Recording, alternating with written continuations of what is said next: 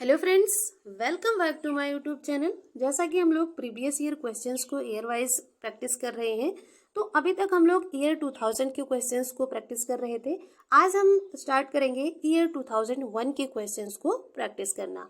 हालांकि ईयर 2000 के 2 से 3 क्वेश्चन रह गए हैं जिनको हम लोग पहले प्रैक्टिस कर लेंगे, उसके बाद ईयर 2001 के क्वेश्चंस पे मूव करेंगे।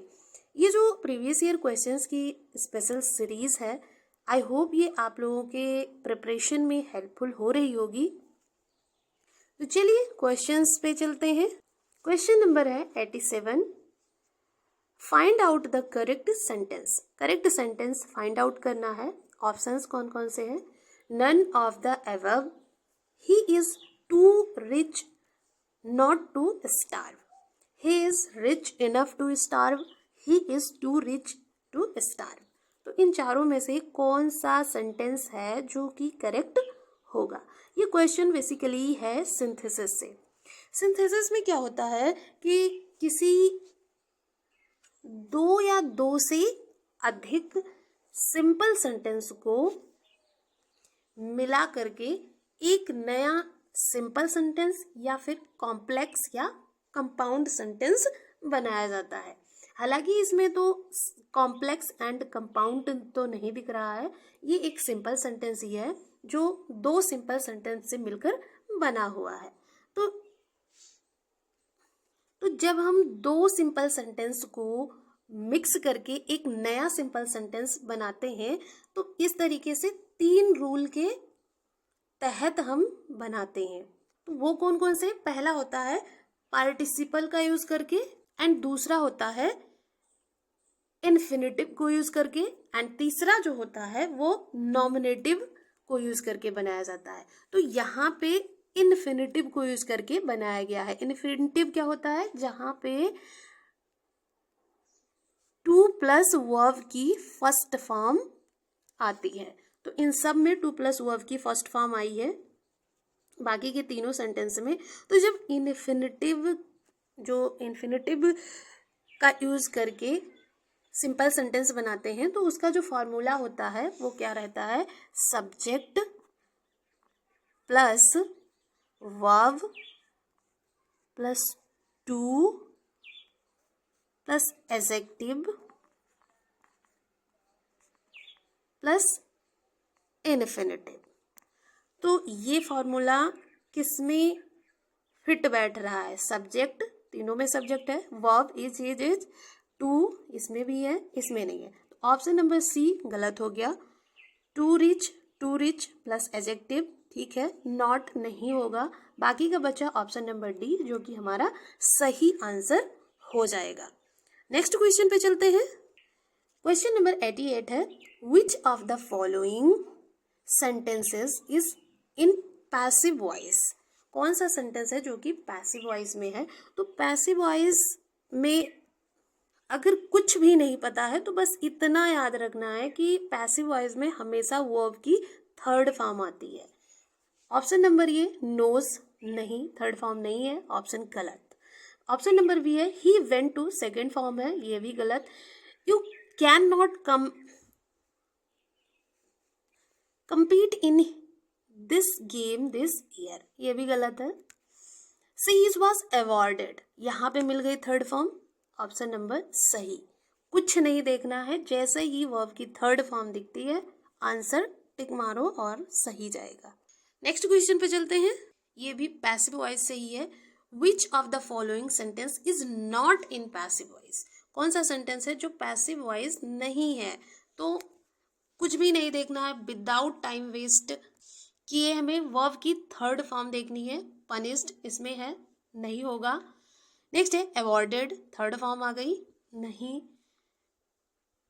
इंटेंडेड, बाकी का बचा सीक्स, ये थर्ड फॉर्म में नहीं है।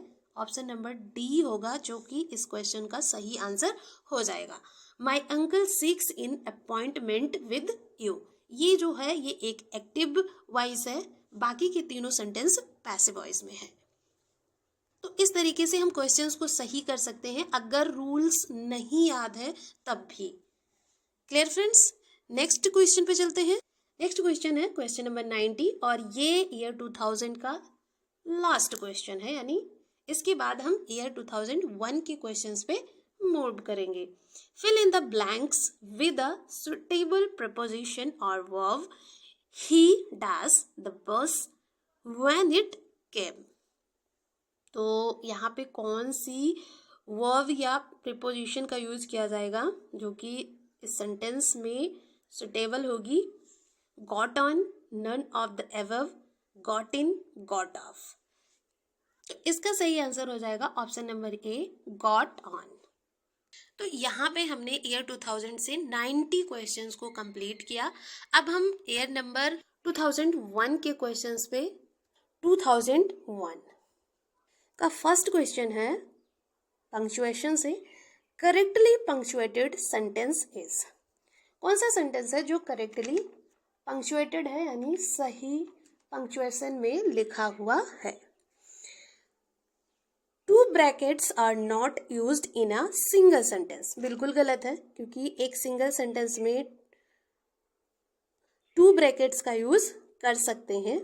तो ऑप्शन ये, तो इस तरीके से ऑप्शन नंबर ए जो होगा वो एलिमिनेट हो गया। ऑप्शन नंबर बी है the other boy Mukul.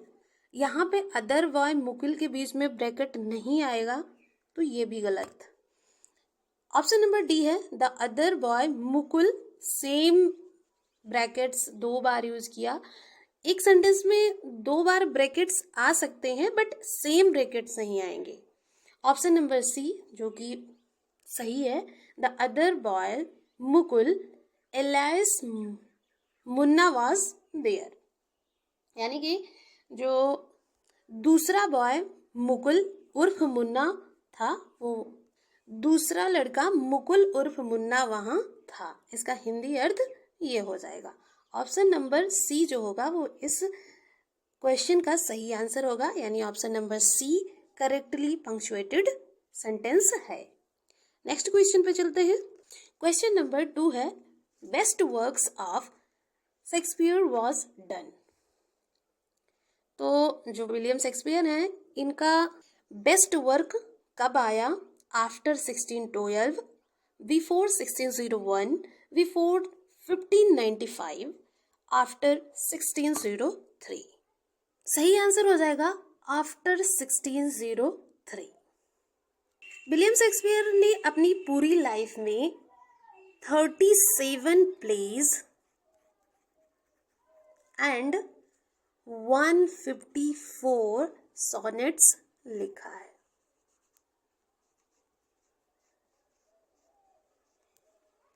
Clear friends? Next question पे चलते हैं। क्वेश्चन नंबर 3 है Venus and Adonis by Shakespeare was written in stanzas of. Option है 4 लाइन, 9 लाइन, 7 लाइन, 6 लाइन। जो वीनस एंड एडोनिस पोएट्री है ये 1593 में आई and Venus and Adonis is a long narrative poem by William Shakespeare. And इस poem का जो plot है वो ओविड के मेटामॉर्फोसिस से लिया गया है, यानी विलियम शेक्सपियर ने ओविड के मेटामॉर्फोसिस से इसका जो प्लॉट है वो लिया है। ये एक 6 लाइन स्टेंजास में लिखी हुई पोयम है। तो ऑप्शन नंबर डी हो जाएगा सही। अगर ये याद नहीं रहता है तो एक ट्रिक से याद कर सकते हैं। ये जो एडोनिस लिखा हुआ है ADONIS, एडोनिस, इसमें टोटल 6 लेटर है। 1 2 3 4 5 6 लेटर है। तो इससे याद कर सकते हैं कि वीनस एंड एडोनिस में एडोनिस 6 लेटर का वर्ड है और ये जो पोयम है वो 6 लाइन में लिखी गई है। तो ये जो ट्रिक है इससे लर्न कर सकते हैं एडोनिस से रिलेट करके, यानी एडोनिस में 6 लाइन है और ये पोयम भी 6 लाइन स्टेंजास में लिखी गई है। नेक्स्ट क्वेश्चन पे चलते हैं। क्वेश्चन नंबर 4 है which drama of Shakespeare was not included in the first folio of 1623 by Hemings and Condell. Options है Cymbeline, Winter's Tale, Titus Andronicus and Pericles. तो इन चारों में से कौन सा ड्रामा था जो फर्स्ट फोलियो में नहीं इंक्लूडेड रहा? तो जो फर्स्ट फोलियो आया वो 1623 में आया, जिसमें पेरिकल्स जो ड्रामा था ये इंक्लूडेड नहीं था। इसके अलावा अगर सेकंड फोलियो की बात करें तो सेकंड फोलियो आया 1632 में, यहाँ 23 है, सेकंड फोलियो आया 32 में, थर्ड फोलियो आया 1663 में एंड फोर्थ फोलियो आया 1685 में। क्वेश्चन नंबर 4 का सही आंसर हो जाएगा पेरिकल्स। नेक्स्ट क्वेश्चन है, it is believed that Shakespeare was found guilty of deer poaching in the garden of. तो ऑप्शंस है Thomas Lucy, William Herbert, Thomas Thorpe and Robert Greene. Question जो कह रहा है कि ऐसा माना जाता है, इट इज बिलीव्ड, ऐसा माना जाता है कि जो शेक्सपियर थे उनको हिरन के शिकार में, डियर पोचिंग में दोषी पाया गया था एक गार्डन में। तो वो गार्डन किसका था? थॉमस लूसी का, या फिर विलियम हर्बर्ट का, थॉमस थ्रोप का, या रॉबर्ट ग्रेन का? सही आंसर होगा थॉमस लूसी।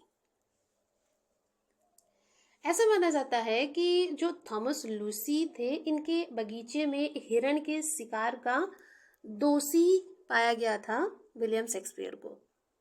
नेक्स्ट क्वेश्चन है, who is the author of the line tigers heart wrapped in a players hide about Shakespeare? Tigers heart wrapped in a players hide, यानी कि खिलाड़ी की, प्लेयर्स की खाल में लिपटा टाइगर्स हार्ट, यानी प्लेयर की खाल में लिपटा बाघ का दिल। ये किस शेक्सपियर के बारे में कहा गया, किसने कहा, ये बताना है। Who is the author of the line, इस लाइन को किसने लिखा? ऑप्शन है Christopher Marlowe, Ben Jonson, Matthew Arnold, Robert Greene. सही आंसर हो जाएगा option number D, Robert Greene. Robert Greene in a pamphlet wrote his line out of jealousy. It is thought that he was criticizing Shakespeare. जो Robert Greene थे, इन्होंने एक pamphlet में लिखा इस लाइन को और विलियम शेक्सपियर को इस लाइन के द्वारा क्रिटिसाइज करते हुए लिखा था। आई होप सारे क्वेश्चन अच्छे से समझ में आ रहे होंगे। वीडियो को ज़्यादा से ज़्यादा लोगों में शेयर कर दीजिए ताकि जो भी लोग टीजीटी पीजीटी की प्रिपरेशन कर रहे हो उन सभी को हेल्प हो सके। नेक्स्ट क्वेश्चन है, which one of the right chronological order of Shakespeare's major tragedies? तो शेक्सपियर की मेजर ट्रेजेडीज की क्रोनोलॉजिकल ऑर्डर क्या है ये बताना है हमें इस क्वेश्चन में। ऑप्शन नंबर ये है Hamlet, Othello, King Lear, Macbeth. B है, ये तो हैमलेट लिखना चाहिए बट ये गलत लिखा हुआ है, वैसे ही गलत हो गया, मैमलेट लिखा है। Hamlet, King Lear, Macbeth, Othello. Option number C है। ऑप्शन नंबर डी है Macbeth, King Lear, Hamlet, Othello. सही क्रोनोलॉजिकल ऑर्डर क्या होगा ये हमें बताना है। तो अगर हम इन सभी ट्रेजेडीज जो हैं वो कब लिखी गई, तो सबसे पहले हम हैमलेट को ही देखते हैं। हैमलेट जो है ये 1601-02। नेक्स्ट है ओथेलो 1604-05। King Lear 1605-06। मैकबेथ 0506 1606। तो सबसे पहले हैमलेट, ओथेलो, किंग, मैकबेथ, ये सीक्वेंस होना चाहिए। किसमें है सही है? हैमलेट, किंग लियर, मैकबेथ गलत है। मैकबेथ, किंग लियर, हैमलेट ये भी गलत है। ऑप्शन नंबर ए जो होगा वो सही हो जाएगा, Hamlet, Othello, King Lear, Macbeth. इसको एक ट्रिक से लर्न करते हैं, होकम, HOKM, H for Hamlet, O for Othello, King for King Lear and M for Macbeth। तो इन चारों ट्रेजेडीज का सही सीक्वेंस है होकम। तो क्वेश्चन नंबर 7 का सही आंसर होगा ऑप्शन नंबर ए। नेक्स्ट क्वेश्चन पे चलते हैं। क्वेश्चन नंबर 8 है, who called Shakespeare sweetest Shakespeare fancy's child? किसने कहा विलियम शेक्सपियर को sweetest Shakespeare fancy's child? Ben Jonson ने, आर्नोल्ड ने, मिल्टन ने या फिर कॉल्ड्रिज ने? विलियम शेक्सपियर को किसने स्वीटेस्ट शेक्सपियर यानी प्यारा शेक्सपियर, फैंसी चाइल्ड, कल्पना का बच्चा किसने कहा? ऑप्शन कौन सही होगा? ऑप्शन नंबर सी जो है, जॉन मिल्टन, इन्होंने विलियम शेक्सपियर को कहा sweetest Shakespeare fancy's child. Next question है, from where these lines have been taken and who is the speaker? ये जो नीचे लाइन दी गई है, ये लाइन कहाँ से ली गई है एंड इसको किसने कहा है? We are such stuffs as dreams are made on and our little life is rounded with a sleep। Options हैं, मैकबेथ, मैकबेथ में मैकबेथ जो प्ले है उसमें मैकबेथ कहती है, या टेम्पेस्ट में प्रोस्पेरो कहता है, हैमलेट में हैमलेट इसको कहता है, या फिर 12th नाइट में मालवोलियो कहता है। तो इसका क्या मतलब होगा? ये जो लाइन दी गई है इसका मतलब क्या होगा? वी आर सच स्टफ्स, हम ऐसी चीज हैं, वी आर सच स्टफ्स, हम ऐसी चीज हैं, as dream are made on, जैसे जैसे सपने बनते हैं, and our little life is rounded with a sleep, हमारी छोटी सी जिंदगी, और little life is rounded with a sleep, नींद से घिर जाती है। यानी कि हम ऐसी चीज हैं, जैसे जैसे सपने बनते हैं हमारी छोटी सी जिंदगी नींद से घिर जाती है। ये जो लाइन है इसको किसने कहा एंड ये कहाँ से ली गई है? सही आंसर क्या होगा इसका? ऑप्शन नंबर बी जो होगा वो सही आंसर है, टेम्पेस्ट। जो these lines have been taken from Shakespeare's The Tempest, Act 4 and scene number 1। ये जो लाइन है वो ली गई है एक्ट 4 सीन नंबर 1 की, जो 148 to 158 से ये लाइन ली गई है। नेक्स्ट क्वेश्चन है, Shakespeare was not of an age but for all time was uttered by T.S. Eliot, Matthew Arnold, Ben Jonson, John Milton। Shakespeare was not of an age, जो Shakespeare हैं ये किसी एक as के लिए नहीं थे, बट फॉर ऑल टाइम, बल्कि सभी एजेस के लिए थे, यानी सभी समय के लिए थे। ये जो लाइन है ये कहा है बेन जॉनसन ने। ऑप्शन नंबर सी जो होगा वो बिल्कुल सही हो जाएगा। These word of praise written for Shakespeare by Shakespeare's good friend and fellow writer Ben Jonson. The line appears in the preface of the first folio. ये जो लाइन है ये जो फर्स्ट फोलियो आया 1623 में, तो फर्स्ट फोलियो की जो प्रीफेस रही है उसमें ये लाइन मिलती है. नेक्स्ट क्वेश्चन है, Where from these line have been taken. ये जो लाइन दी गई है नीचे ये कहाँ से ली गई है?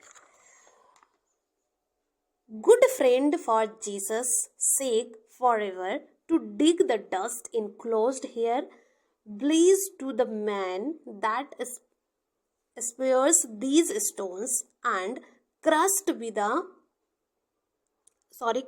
be he that moves my bones. तो ये लाइन कहाँ से ली गई है? ऑप्शंस है Much Ado About Nothing, Cymbeline, Shakespeare's Tomb. Option D है एज यू लाइक इट. तो सबसे पहले हम इसका अर्थ जान लेते हैं कि क्या मतलब होता है इस लाइन का. क्या ये जो लाइन है इस लाइन में क्या कहा गया है? Good friend for Jesus, Jesus के लिए अच्छे मित्र.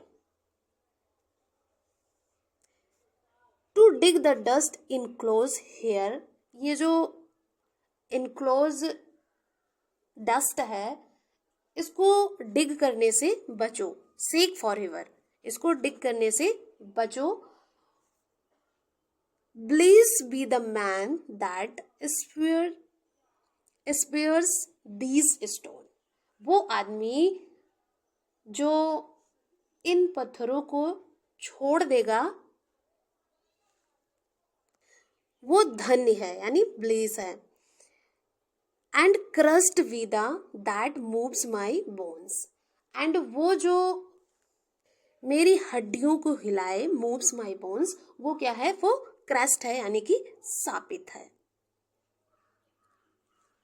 तो ये जो लाइन है ये शेक्सपियर की टॉम्ब यानी शेक्सपियर की जो कब्र है उस पे ये लिखी हुई लाइन है, वहां से ये लाइन ली गई है. ऑप्शन नंबर सी जो होगा वो बिल्कुल सही हो जाएगा. नेक्स्ट क्वेश्चन पे चलते हैं. क्वेश्चन नंबर 12 है वेयर फ्रॉम द लाइन्स. यहाँ भी लाइन से ही क्वेश्चन है कि ये जो लाइन है वो कहाँ से ली गई है. Fear no more the heat of the sun nor the furious winter's race, thou thy worldly task has done, whom art gone and taken thy wages. तो ये लाइन कहाँ से ली गई है? किंग लियर से, Midsummer Night's Dream, Cymbeline या फिर हैमलेट. क्या मतलब होगा इसका? Fear no more the heat of the sun. अब ना तो सूरज की गर्मी से डरो, fear no more the heat of the sun. अब ना तो सूरज की गर्मी से डरो, not the furious winter's rage, और ना ही सर्दी के प्रचंड प्रकोप से, फ्यूरियस विंटर्स रेज से. Thou the worldly task has done, तुम्हारा सांसारिक जो वर्ल्डली टास्क है, जो सांसारिक कार्य है वो पूरा हो चुका है, हैज डन, पूरा हो चुका है. होम आर्ट गोन, घर जाओ, and take in thy wages, और अपनी मजदूरी ले लो. वेजेस मतलब मजदूरी. तो ये जो लाइन है ये लाइन ली गई है ऑप्शन नंबर सी, सिम्बलाइन से. नेक्स्ट क्वेश्चन है who expresses the common judgement of whom when is says. Who expresses, ये कौन एक्सप्रेस करता है इस कॉमन जजमेंट को, एंड किसके बारे में? तो क्या जजमेंट है? I do not remember that any book और पर्सन और event in my life ever made so great an impression upon me is the plays of Shakespeare. तो क्या जजमेंट है कि आई डोंट रिमेम्बर, मैं नहीं जानता या मुझे नहीं याद है कि मेरे जीवन में किसी पुस्तक, व्यक्ति या इवेंट या घटना से मुझ पर शेक्सपियर के प्लेज जितना गहरा प्रभाव डाला हो। ये जो लाइन है ये यानी कि कौन किसके बारे में कॉमन जजमेंट व्यक्त करता है कि जब वो कहता है व्हेन ही सेज, मुझे याद नहीं कि मेरे जीवन में किसी भी पुस्तक या व्यक्ति या घटना ने मुझ पर शेक्सपियर के नाटकों जितना गहरा प्रभाव डाला हो। ये लाइन कौन कहता है? ऑप्शंस हैं, ऑप्शन नंबर ये है दांते, बी है वर्ड्सवर्थ, सी है कीट्स एंड डी ऑप्शन है गोथे। तो इस क्वेश्चन का सही आंसर हो जाएगा option number D, Goethe. Next question पे चलते हैं। क्वेश्चन नंबर 14 है, Hermia is a character in Shakespeare's. जो हर्मिया है ये विलियम शेक्सपियर के किस प्ले की कैरेक्टर है?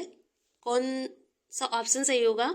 To gentlemen of Verona, midsummer night's dream, Romeo and Juliet, merry wives of Windsor. तो इस क्वेश्चन का सही आंसर हो जाएगा option number B, midsummer night's dream. इसकी जो ये प्ले है मिडसमर नाइट्स ड्रीम, इसकी कैरेक्टर है हर्मिया। नेक्स्ट क्वेश्चन है, the line this is the noblest Roman of them all is said by. ये जो लाइन है वो किसने कही है? एंटोनियो ने या फिर क्लियोपात्रा, सीजर, ब्रूटस। इन चारों ऑप्शंस में से कौन सा ऑप्शन होगा जो कि करेक्ट आंसर है इस क्वेश्चन का? किसने कहा कि this is the noblest Roman of them all? उन सभी में सबसे नोवेल रोमन है। ये किसके द्वारा कहा गया, यानी किसने कहा, ये हमें इस क्वेश्चन में बताना है। ऑप्शन नंबर ए जो होगा वो बिल्कुल सही हो जाएगा, Antonio.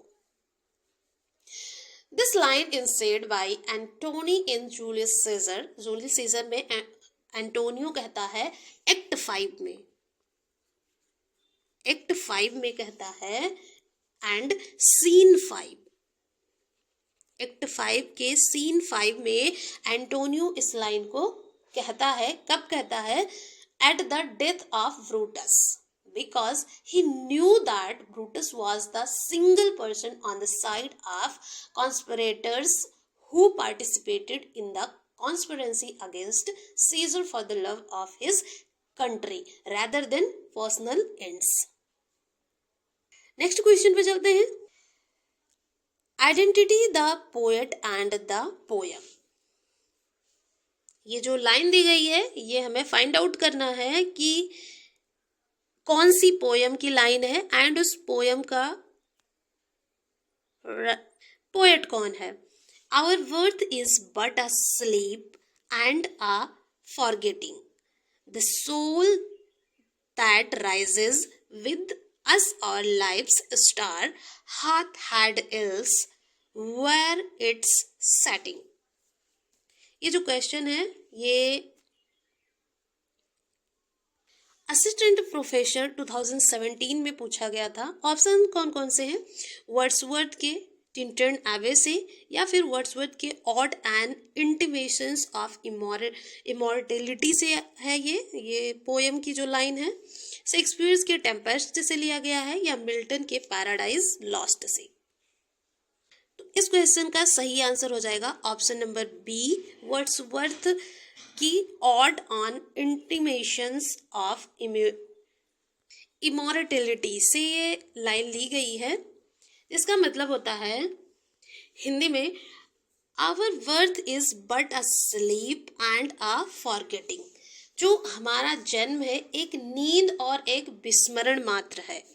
The soul that rises with us our life's star, वह आत्मा जो हमारे साथ ही हमारे जीवन का सितारा बनकर उभरती है। Hath had elsewhere its setting, उसका अस्त होना कहीं और ही है। ये इसका मतलब हुआ, इसका हिंदी मीनिंग।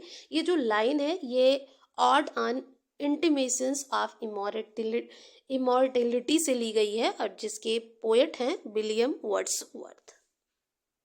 नेक्स्ट क्वेश्चन है, the lyrical ballads were better appreciated in America than in England.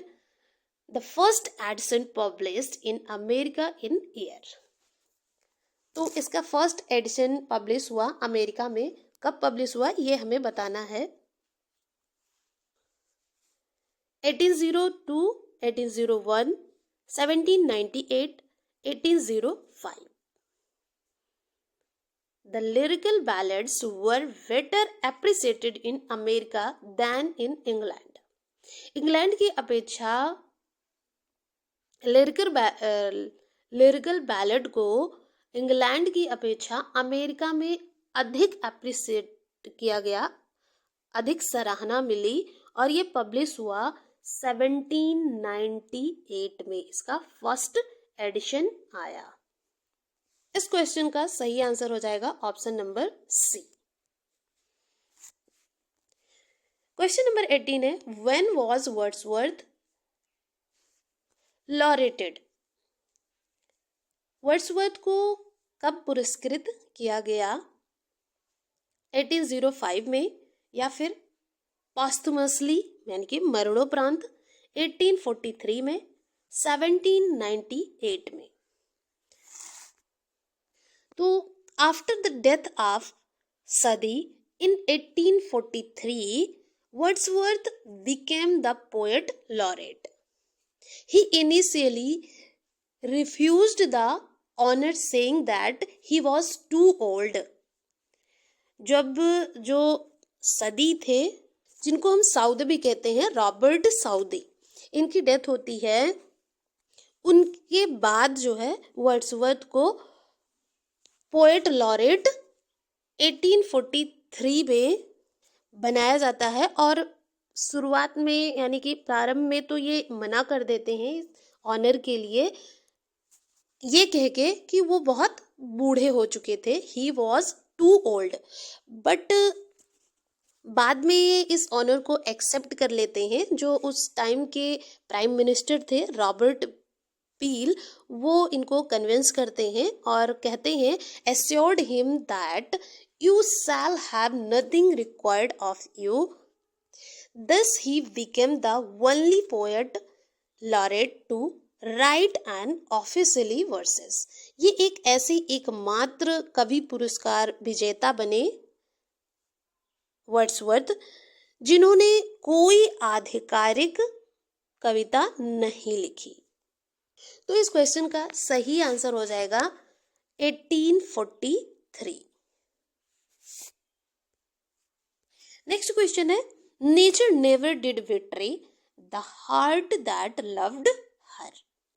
जो नेचर है ये कभी धोखा नहीं दिया, यानी नेचर ने कभी धोखा नहीं दिया। Nature never did betray, nature ने कभी धोखा नहीं दिया। The heart that loved her, उस हार्ट को जिसने उसे प्यार किया, यानी नेचर को जिसने प्यार किया, नेचर ने उसे कभी धोखा नहीं दिया। ये जो लाइन है, दीज लाइन एग्जिस्ट इन, कहाँ से एग्जिस्ट करती है? ऑप्शंस है Michael, Tintern Abbey, Immortality Ode to Duty. कौन सा ऑप्शन होगा जो कि सही होगा? तो ऑप्शन नंबर बी जो है टिंटन एबे, ये सही आंसर हो जाएगा। विलियम वर्ड्सवर्थ की ये एक पोयम है टिंटन एबे, तो टिंटन एबे से ये लाइन ली गई है। सही आंसर हो जाएगा option number B. Next question है, John Milton was blinded in the year 1652। जो जॉन मिल्टन थे ये 1652 में ब्लाइंड हो जाते हैं, यानी कि अंधे हो जाते हैं. That other event is peculiar in the year. तो उसी एज में एक दूसरी कौन सी घटना होती है, यानी कि 1652 में जॉन मिल्टन ब्लाइंड हो जाते हैं और इसी ईयर में यानी 1652 में ही दूसरी कौन सी घटना होती है. ऑप्शन नंबर ए है मैरिड, बी है पब्लिश कॉमर्स, सी है started Paradise Lost and D है हिज वाइफ डाइड. तो इस क्वेश्चन का सही आंसर हो जाएगा option number D, his wife died. Next question है Lycidas was written in the memory of. जो लिसिडास पोयम है ये एक एलिजी फॉर्म है, पोयम की एलिजी फॉर्म है और पास्टोरल एलिजी है जो लिखी गई 1637 में इन the memory of a college friend Edward king. सही आंसर हो जाएगा ऑप्शन नंबर ए, एडवर्ड किंग. तो क्वेश्चन नंबर 21 का सही आंसर होगा ऑप्शन नंबर ए, एडवर्ड किंग. तो फ्रेंड्स आज हमने ईयर 2001 से 21 क्वेश्चंस को प्रैक्टिस किया एंड फर्दर क्वेश्चंस को हम लोग नेक्स्ट वीडियो में डिस्कस करेंगे. तो आज के लिए इतना ही, मिलते हैं नेक्स्ट वीडियो में. Till then bye bye.